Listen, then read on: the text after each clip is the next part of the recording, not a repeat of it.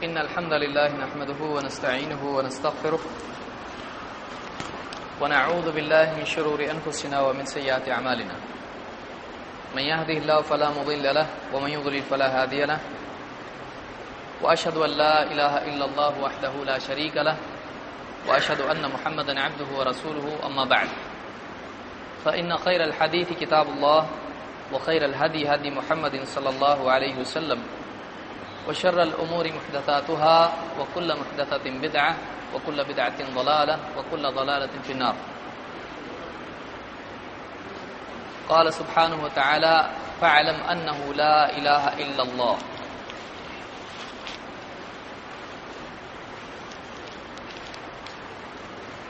ایک انسان کے لیے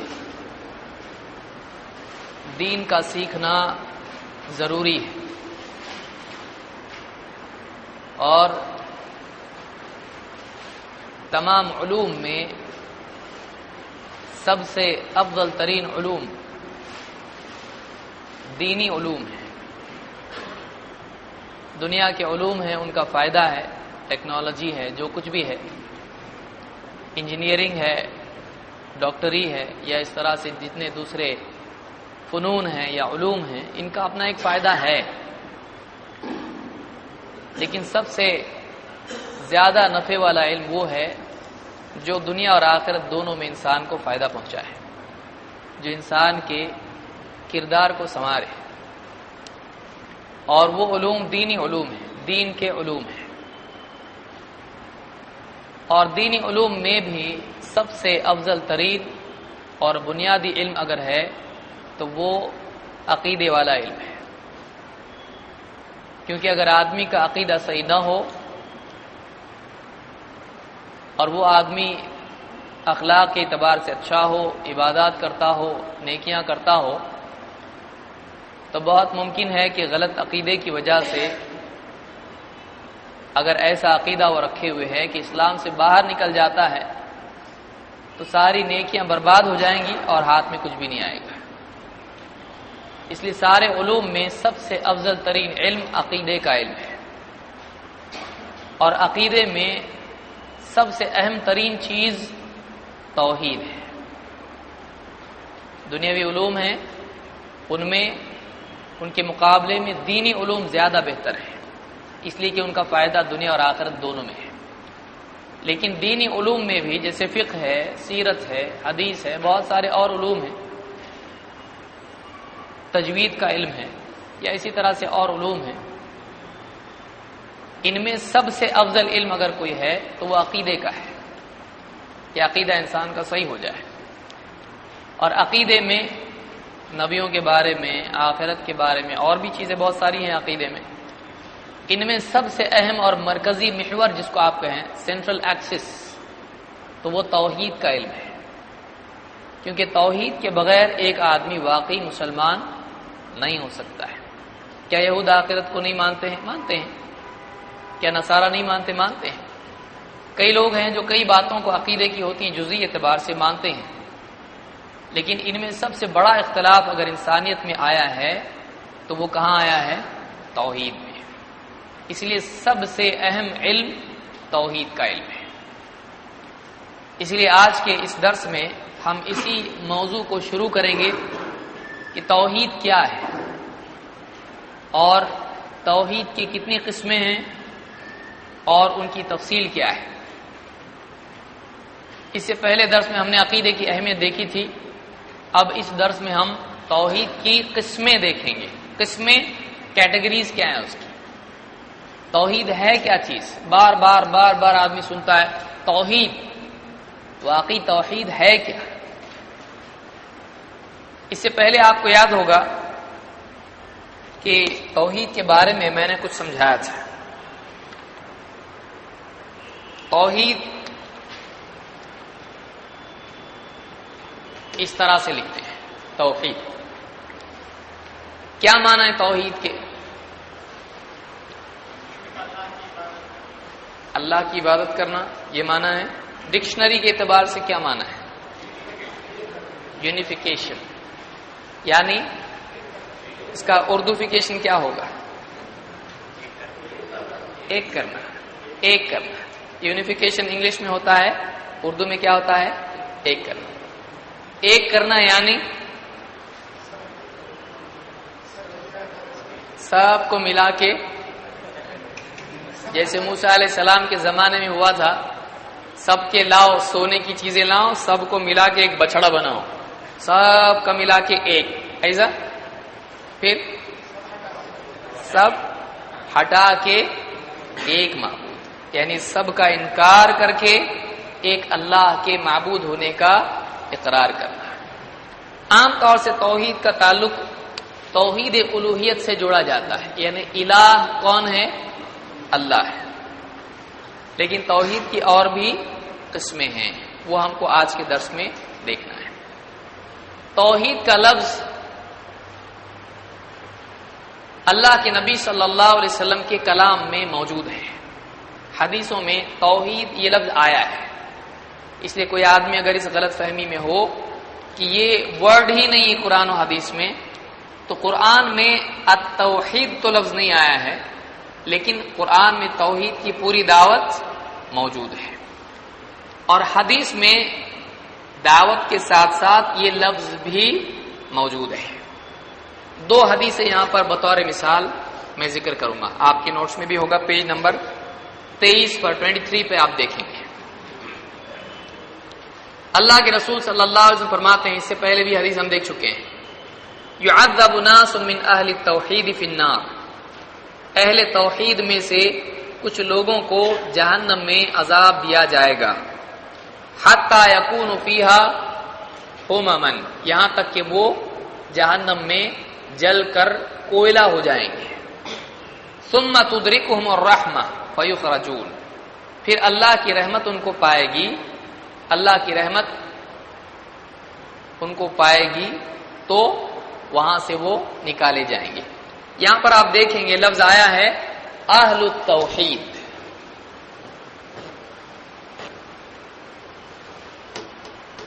اہل التوحید یعنی توحید والے، یعنی توحید کو ماننے والے، توحید پر جینے والے، توحید پر مرنے والے، ان کو کیا کہیں گے؟ اہل التوحید. اہل التوحید نام کی کوئی جماعت نہیں ہے، بلکہ اہل التوحید یعنی وہ سارے لوگ جو توحید پر جیتے تھے، توحید کا اہتمام کرتے تھے، یہاں تک کہ ان کا خاتمہ توحید پر ہوا. اگر کوئی آدمی زندگی بھر توحید پر ہو لیکن مرنے سے پہلے وہ توحید چھوڑ دے، کیا وہ اہل توحید میں سے آئے گا؟ کوئی آدمی کسی کمپنی میں کام کرتا تھا، چھوڑ دیا، دوسری کمپنی میں لگ گیا، کیا بول سکتے وہ کمپنی میں کام کرتا ہے؟ نہیں. اعتبار خاتمے پر ہوتا ہے کہ ایک آدمی مرنے تک توحید پر تھا یا نہیں. اگر مرنے سے پہلے توحید چھوڑ دی، وہ توحید والا نہیں ہے.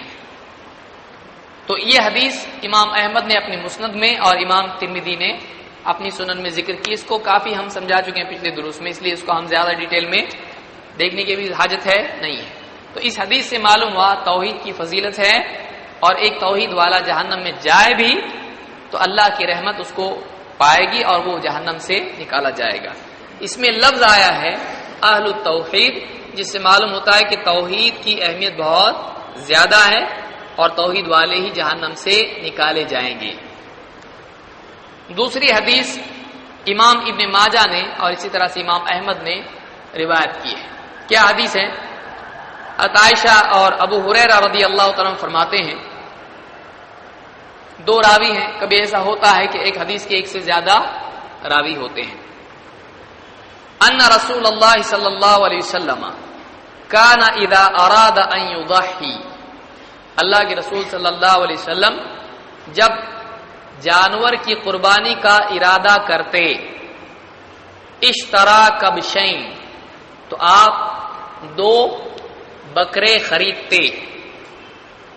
یہاں پر کانا بعض اوقات ایک واقعے کے لیے بھی آتا ہے، لیکن عام قاعدہ میں اللہ تعالیٰ فرماتا ہے للہ ملک السماوات والارض، آسمانوں اور زمین کی بادشاہی اللہ ہی کے لیے ہے. وما فیہن، اور جو ان میں ہے، آسمانوں میں زمینوں میں، ان کی بھی بادشاہی کس کی ہے؟ اللہ کی ہے. وہو علی کل شیء قدیر، اور وہ ہر چیز پر کیا ہے؟ قدرت رکھنے والا ہے۔ تو یہاں پر ملک کے اعتبار سے تفرد کس کے لیے ہے؟ ایک اللہ ہے جو ساری چیزوں کا مالک ہے۔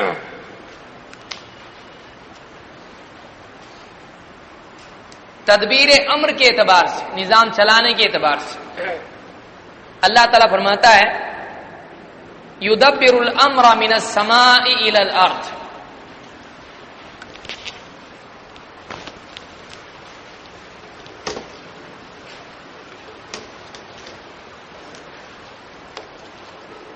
یدبر الامر من السماء الى الارض، یدبر دبر یدبر تدبیرا، کہ تدبیر کرتا ہے امر کی، معاملے کی، نظام کی۔ کون تدبیر کرتا ہے؟ اللہ تعالی۔ کہاں سے؟ آسمان سے زمین تک۔ سما کے معنی کیا ہے؟ آسمان۔ ارض کے معنی زمین۔ تو آسمان سے زمین تک کے ہر معاملے کی تدبیر کون کرتا ہے؟ ایک اکیلا اللہ تعالیٰ کرتا ہے۔ یا جیسے اللہ نے سورہ روم میں فرمایا آیت نمبر 40 میں، اللہ الذی خلقکم ثم رزقکم ثم یمیتکم ثم یحییکم، اللہ ہی ہے جس نے تم کو پیدا کیا، پھر تم کو رزق دیا، پھر تم کو موت دے گا یا دیتا ہے، پھر تم کو زندہ کرے گا۔ حل من شرکائکم من یفعل من ذلکم من شیء، کیا جن کو تم نے شریک بنا رکھا ہے، تمہارے یہ شریک یعنی جو بت وغیرہ جو بھی ہیں جن کو تم نے اللہ کے ساتھ شریک بنا رکھا ہے، کیا تمہارے شریک ان میں سے کوئی چیز کر سکتے ہیں؟ سبحانہ و تعالی عما یشرکون، اللہ پاک ہے اس شرک سے جس میں یہ مبتلا ہیں۔ اللہ تعالیٰ پاک ہے اور اونچا ہے ان لوگوں کے اس شرک سے جس میں یہ لوگ مبتلا ہیں۔ تو اس میں اللہ نے بتایا کہ پیدا کرنا، رزق دینا، موت دینا، زندہ کرنا، یہ کون کرتا ہے؟ اکیلا اللہ تعالیٰ۔ یعنی پورا انسانی زندگی کا نظام، خلق، حیات، موت، رزق، اس کو میں سمجھا رہا ہوں، یہ سب کرنے والا کون ہے؟ اب اس کو تھوڑا غور کیجیے ان آیات پر۔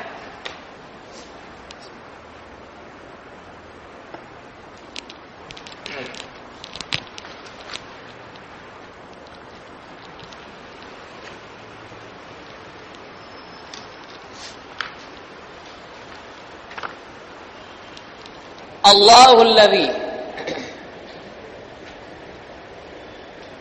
خلقکم ثم رزقکم ثم یمیتکم ثم یحییکم۔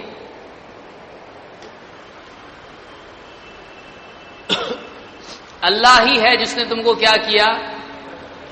خلقکم، پیدا کیا، پھر تم کو رزق دیا، پھر تم کو موت دے گا، پھر تم کو زندہ کرے گا۔ دیکھیے وجود ملنا، وجود کی بقا کا ذریعہ، وجود کی فنا، وجود کا اعادہ۔ عجیب ہے نا؟ نہیں تھے بنایا، تخلیق، لیکن بنانے کے بعد اس کو ضرورت ہے کھانے پینے کی، زندہ رہنے کے لیے۔ اگر اس کو کھانا پینا نہیں ملے گا مر جائے گا۔ تو اس وجود کی بقا کے لیے کیا ہے؟ رزق کا انتظام کیا، زندہ ہے پیدا کیا، اب زندہ رہے اس کے لیے کیا اس کو چاہیے؟ کھانا چاہیے، تو اس کا بھی انتظام۔ لیکن اس کے بعد پھر کیا کیا؟ موت۔ کھانے والا تو زندہ رہنا چاہیے، لیکن زندہ رکھنے کے بعد وہ موت بھی، تو زندگی کا انتظام اس نے کیا، لیکن اس کے بعد موت بھی کون دیتا ہے؟ لیکن پھر واپس سے زندہ بھی کون کرتا ہے؟ تو نہیں تھا بنانا، مر گیا بنانا، زندگی کا انتظام کرنا، موت بھی دینا، سب اللہ کے اختیار میں، اللہ جو چاہے کرتا ہے. سمجھ میں آیا؟ تو اللہ نے فرمایا تمہارے شریکوں میں سے کوئی ہے جو یہ کرتا ہو، زندگی دیتا ہو، موت دیتا ہو، رزق دیتا ہو، کوئی ہے اس میں سے؟ نہیں ہے. اللہ نے کہا سبحانہ و تعالی عما یشرکون، پاک ہے وہ اللہ، اونچا ہے وہ اللہ اس شرک سے جو لوگ کر رہے ہیں. تو اس سے معلوم ہوا کہ یہ نظام چلانے والا حیات اور زندگی، رزق اور موت کا، یہ کون ہے؟ اللہ تعالی ہے. اسی طرح سے اللہ نے سورہ الانعام آیت نمبر 17 میں فرمایا وَإِن يَمْسَسْكَ اللَّهُ بِضُرٍّ فَلَا كَاشِفَ لَهُ إِلَّا هُوَ، کہ اگر کوئی اللہ تعالیٰ اگر کوئی تکلیف تم کو پہنچائے، در مصیبت، تکلیف ضرر سے، کہ اگر کوئی تکلیف، نقصان، مصیبت، پریشانی اللہ تعالیٰ کی طرف سے تم کو چھوئے، یمسس کا مسا سے ہے، مس کے معنی چھونا، چھونا یعنی کوئی تکلیف چھوئے اللہ کی طرف سے تم کو. وَإِن يَمْسَسْكَ اللَّهُ بِضُرٍّ، اور اگر اللہ تعالیٰ تم پر کوئی تکلیف ڈال دے، فَلَا كَاشِفَ لَهُ إِلَّا هُوَ، تو اس کے سوا اور کوئی نہیں ہے جو اس تکلیف کا ہٹانے والا ہو. کاشف کشف سے ہے، کشف اسی پر سے ہے. کشف کے معنی کھلنا، ظاہر کرنا، کشفا کھولنا. تو اس کے سوا کوئی نہیں جو اس کو ہٹانے والا ہے. وَإِن يَمْسَسْكَ بِخَيْرٍ، اور اللہ تعالیٰ اگر کوئی خیر تم پر ڈالے، اللہ کی طرف سے کوئی خیر تم کو پہنچے، فَهُوَ عَلَى كُلِّ شَيْءٍ قَدِيرٌ، تو وہ ہر چیز پر قدرت رکھتا ہے. مطلب جو چاہے کرے، کوئی روک سکتا ہے اس کو؟ نہیں روک سکتا. لیکن اللہ کوئی تکلیف ڈالے تو اللہ کے سوا کوئی اس کو ہٹا سکتا ہے؟ بابا بھی نہیں. یہاں پر کیا فرمایا اللہ تعالیٰ؟ فَلَا كَاشِفَ لَهُ إِلَّا، اللہ کے سوا کوئی نہیں ہے جو اس کو ہٹائے. تو پھر ڈاکٹر کے پاس جانا چاہیے کہ نہیں؟ کون بولا ہم کو؟ جس نے قرآن دیا اسی نہیں بتایا ہے کہ نہیں؟ شہد کے بارے میں اللہ نے کیا فرمایا؟ فی شفاء للناس، لوگوں کے لیے اس میں کیا ہے؟ شفا ہے. یہ حدیث میں اللہ کے نبی صلی اللہ علیہ وسلم نے کیا فرمایا کہ دوا کیا کرو، اس لیے کہ اللہ نے جو بھی بیماری نازل کی اس کے لیے دوائی اتاری ہے، اس کے لیے دوائی اللہ نے بنائی ہے.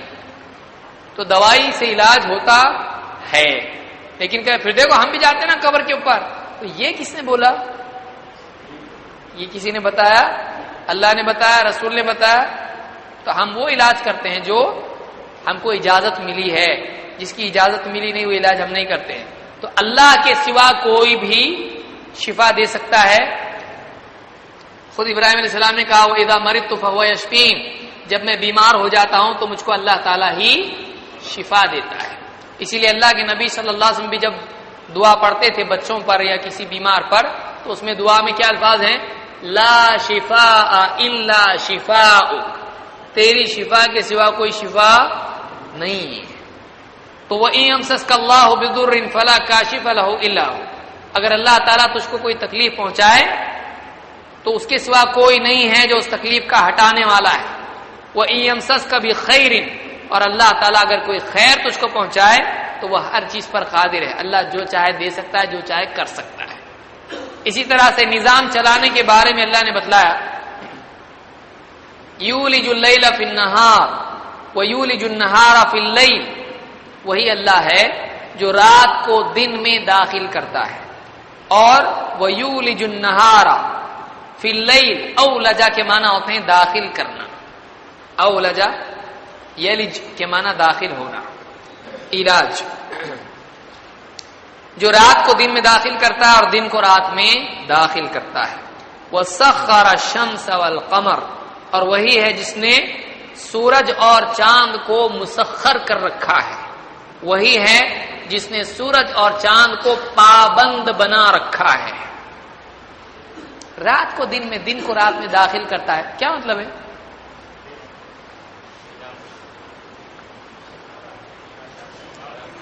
رات اور دن چھوٹے بڑے ہوتے ہیں، ان کا ٹائم کیا ہوتا ہے؟ کبھی رات بڑی ہو جاتی ہے تو دن کا وقت کھا لیتی ہے، سردیوں میں ہوتا کہ گرمیوں میں ہوتا ایسا؟ اور گرمیوں میں رات بڑی ہوتی کہ دن بڑے؟ دن بڑے ہوتے نا گرمی میں. اور سردیوں میں تو بڑی کیسا ہو جاتی ہو؟ تو وہی ہے کہ دن کا وقت میں رات داخل ہو جاتی ہے. جو دن کا ٹائم ہے وہ کون کھا لیتی ہے؟ رات. اور گرمیوں میں رات کا وقت کون لے لیتا ہے؟ دن. تو رات کو دن میں اور دن کو رات میں کون داخل کرتا ہے؟ اللہ ہے جس نے ایسا نظام بنایا ہے کہ کسی موسم میں دن بڑا، کسی موسم میں رات بڑی ہے. اور وہی ہے جس نے سورج اور چاند کو پابند بنا رکھا ہے. سورج گھوم رہا ہے برابر اپنے مدار میں، اپنے آربٹ پہ. چاند گھوم رہا ہے اپنے مدار میں زمین کے اطراف. تو کتنی عجیب چیز ہے. کون پابند بنا رکھا ہے اس کو؟ کس نے پابند بنایا ان کو؟ اللہ نے پابند بنایا. آپ ایک لٹو ایسا پابند کر کے بتاؤ، کر سکتے؟ گھومے گا آڑا تیڑا کدھر بھی جائے گا اور رک جائے گا. لیکن چاند سورج اور کیا کچھ نہیں ہے.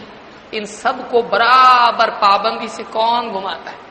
آپ کو ایک ریموٹ بھی دے کے بٹھائیں گے، ذرا ریموٹ سے گاڑی چلا کے بتاؤ کتنے لوگوں کو پہنچائیں گے آپ؟ ہے کہ نہیں؟ لیکن آپ دیکھیے سورج چاند ستارے پورا نظام برابر چل رہا ہے اور ٹکراتے نہیں آپس میں. کوئی اپنے مدار کو چھوڑتا نہیں، کوئی اپنے مدار کو چھوڑتا ہے. کیسی قدرت ہے اللہ تعالیٰ کی، کیسا اللہ تعالیٰ، کیا نظام ہے اللہ کا. وَسَخَّرَ الشَّمْسَ وَالْقَمَرَ، اور اسی نے سورج اور چاند کو پابند کر رکھا ہے. كُلٌّ يَجْرِي لِأَجَلٍ مُّسَمًّى، ان میں سے ہر ایک مقررہ مدت تک چلا جا رہا ہے. اجل کے معنی ہوتے ہیں مدت. مسمى طے کی ہوئی، جس کو نام دے دیا گیا، اتنا جس کو بتا دیا گیا، طے کیا ہوا ہے. اجل مسمى یجری، چلے جا رہا ہے، چلا جا رہا ہے، جرا سے. کل یجری لاجل مسمى، یعنی سورج چاند جو بھی یہ جا رہے ہیں ایک مدت تک یہ چلنے والا ہے کہ ہمیشہ چلنے والا ہے. وہ مدت کیا ہے؟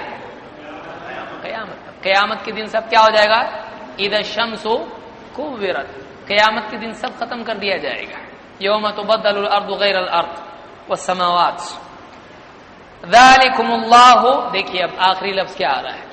ذالکم اللہ ربکم لہ الملک، یہ ہے اللہ تمہارا رب، ساری بادشاہی ملک اسی کا ہے. والذین تدعون من دونہ، اور جن کو تم اللہ کے سوا پکارتے ہو، ما یملکون من قطمیر، وہ قطمیر کے بھی مالک نہیں ہیں.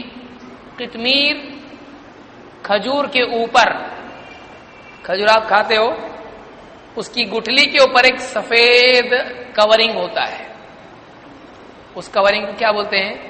قطمیر. تو کھجور کے اندر جو یعنی اتنی ہلکی اور کمتر چیز ہے اس کو کیا بولتے ہیں؟ قطمیر. قطمیر.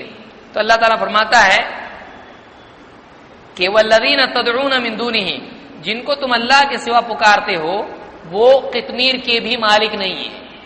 کیا دیں گے تم کو؟ تو ان تمام چیزوں کے بعد اللہ نے کیا کہا؟ نظام چلانا. اس بارے میں اللہ نے کیا کہا؟ یہ اللہ ہے تمہارا کون؟ رب. اور اس کے لیے ساری کیا ہے؟ بادشاہی. وہ مالک ہے ساری چیزوں کا، تو وہ مالک ہے، وہ خالق ہے، وہ نظام چلا رہا ہے. تو اس کے لیے کون سا لفظ آیا یہاں پر؟ ذالکم اللہ ربکم، وہ تمہارا کیا ہے؟ رب ہے. تو ساری چیزوں کا پیدا کرنے والا، ان کا مالک اور ان کا نظام چلانے والا، اس کو کیا کہتے ہیں؟ رب کہتے ہیں. اور رب کتنے ہیں؟ ایک ہے. اور وہ کون ہے؟ اللہ ہے. اس کو کہتے ہیں توحید ربوبیت. سمجھ میں آیا؟ یہ توحید ربوبیت ہے. تو انشاءاللہ اس سے آگے کا مواد ہم اگلے درس میں دیکھیں گے اور توحید کی قسمیں ہم دیکھیں گے. تو پڑھائی ابھی سے آپ لوگ شروع کر دیں،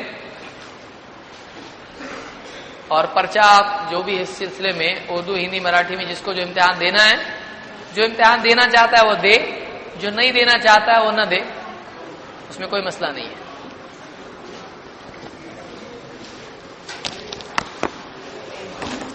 جزاک اللہ خیر و احسن الجزا. انشاءاللہ آئندہ سنیچر کو بروز سنیچر 26 مارچ 2011 کو مورواڑی کی مسجد عمر ابن خطاب میں انشاءاللہ